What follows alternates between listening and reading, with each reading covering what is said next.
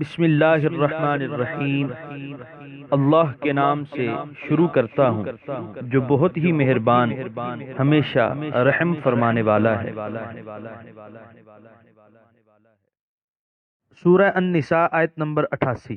فما لکم فی المنافقین فئتین واللہ ارکسہم بما کسبوا اتریدون ان تہدوا من اضل اللہ وَمَن يُضْلِلِ اللَّهُ فَلَن تَجِدَ لَهُ سَبِيلًا۔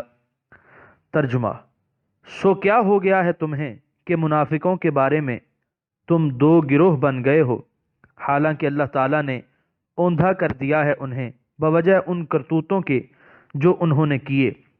کیا تم یہ چاہتے ہو کہ اسے راہ دکھاؤ جسے گمراہ کر دیا اللہ نے، اور جسے گمراہ کر دے اللہ تعالیٰ تو ہرگز نہ پائے گا تو اس کے لیے ہدایت کا راستہ۔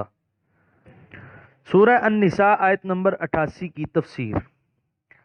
بعض لوگ اسلام تو قبول کر لیتے لیکن بال بچوں کی محبت، مال و جائیداد کا پیار اور وطن کی کشش انہیں ہجرت کرنے کی اجازت نہ دیتی، اور اس طرح قبول اسلام کے بعد بھی انہیں مشرکوں کی ماندانہ سرگرمیوں میں شریک ہونا پڑتا، اور بعض جو ہجرت کر کے مدینہ آ بھی جاتے لیکن وہاں کا نظام حیات، اخلاقی پابندیاں اور ان پر دشمن کے حملوں کا خطرہ انہیں وہاں قیام نہ کرنے دیتا، اور وہ آب و ہوا کی ناموافقت کا عذر کر کے واپس لوٹ آتے۔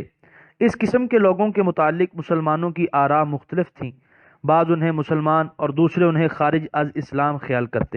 اللہ تعالیٰ فرماتے ہیں کہ تم ان کے متعلق مختلف الرائے کیوں ہو؟ یہ تو اپنی بدعمالیوں کے باعث جدھر سے آئے تھے ادھر ہی لوٹا دیے گئے۔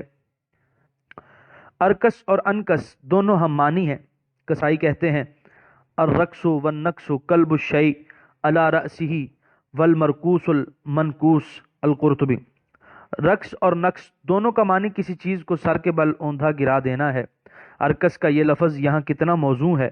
بما کسبوا نے واضح کر دیا کہ ان کا جادہ حق سے منحرف ہونا ان کی اپنی غلط کاریوں کا طبعی ثمر ہے۔ سورہ النساء آیت نمبر 89۔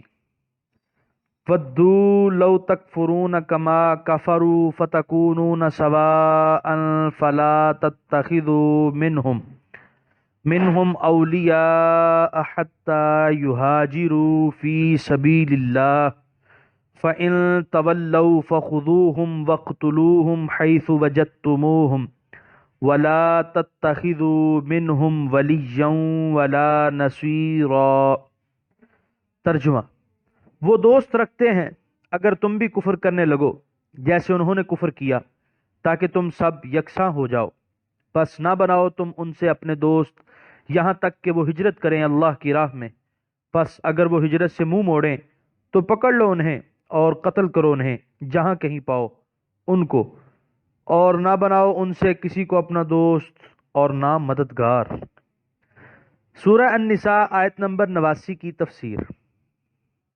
یعنی تم تو ان کے مسلمان ہونے کے متعلق آپس میں بحث کر رہے ہو، اور ان کے کفر و فسوق کا یہ حال ہے کہ وہ تمہیں بھی دولت ایمان سے محروم کر کے اپنے ساتھ ملانے کی تدبیر سوچ رہے ہیں، اس لیے جب تک ہجرت کر کے تمہارے ہاں قیام نہ کریں اور اپنی قسمت تمہارے ساتھ وابستہ نہ کر دیں، اس وقت تک تم ان کے ساتھ دوستانہ تعلقات قائم نہ کرو۔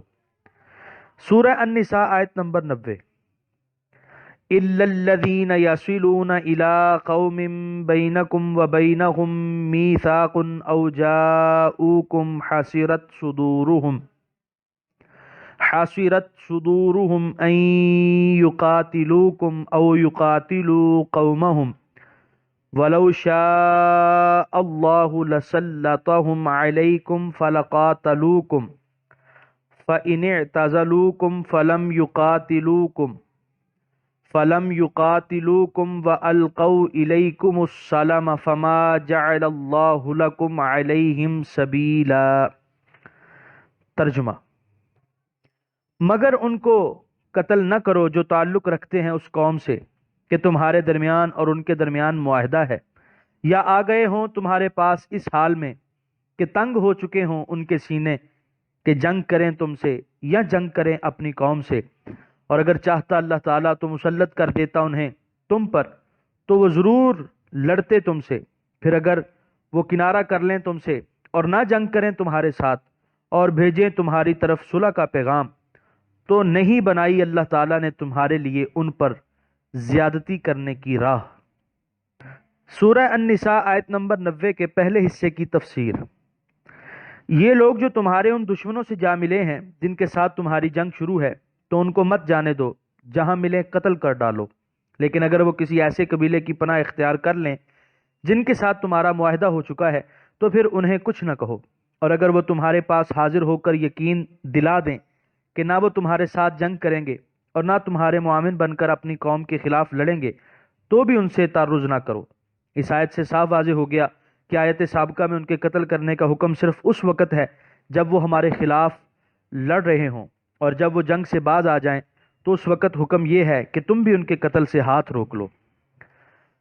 سورہ النساء آیت نمبر 90 کے بقیہ حصے کی تفسیر۔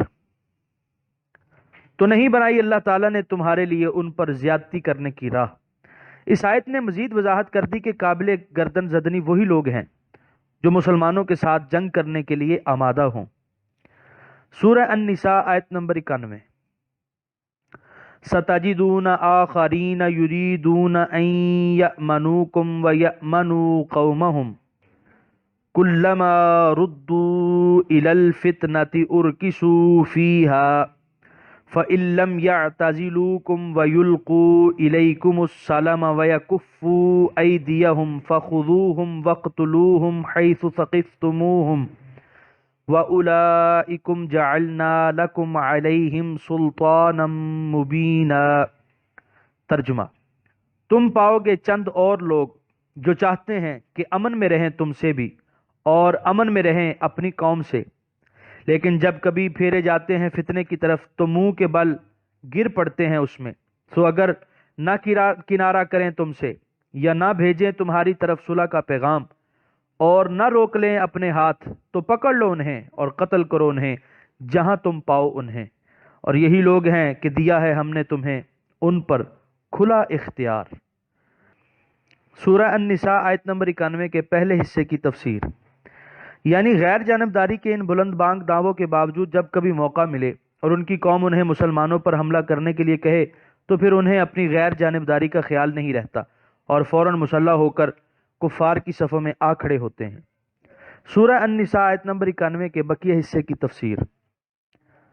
اور یہی لوگ ہیں کہ دیا ہے ہم نے تمہیں ان پر کھلا اختیار، اگر وہ اپنی امن پسندی کا کوئی ثبوت بہم نہ پہنچائیں، تمہارے ساتھ جنگ کرنے سے کنارہ کش بھی نہ ہوں، تمہیں صلح کا پیغام بھی نہ بھیجیں، اور جب موقع ملے تم پر دستے تعدی دراز کرنے سے باز بھی نہ آئیں، تو پھر تم بھی ان کا ذرا لحاظ نہ کرو، اور جہاں قابو میں آئیں بلا تامل ان کو موت کے گھاٹ اتار دو۔ یہاں پر 5ویں پارے کا 9واں رکوع مکمل ہوا۔